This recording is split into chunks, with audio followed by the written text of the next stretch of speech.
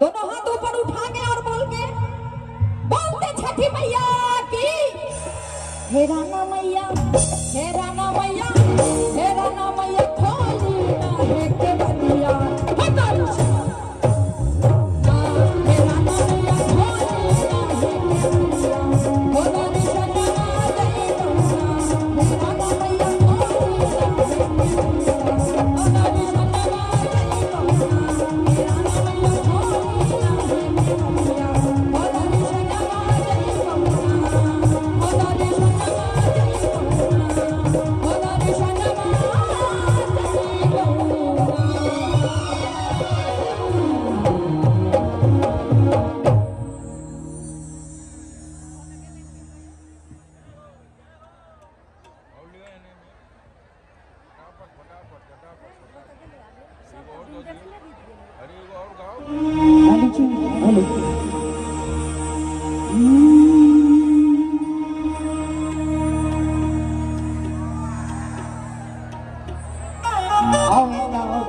छठी मैया के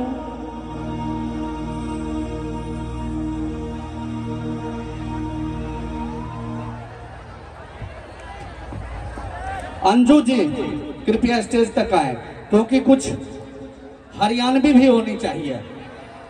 हमारे हरियाणा के भी लोग बैठे हुए हैं। हमारे हरियाणा के लोग पूर्वांचल के लोगों से बहुत प्यार करते हैं, तो हमें भी उनका सम्मान करना चाहिए कि उनके भी भाषा का सम्मान हो। और जो खास कर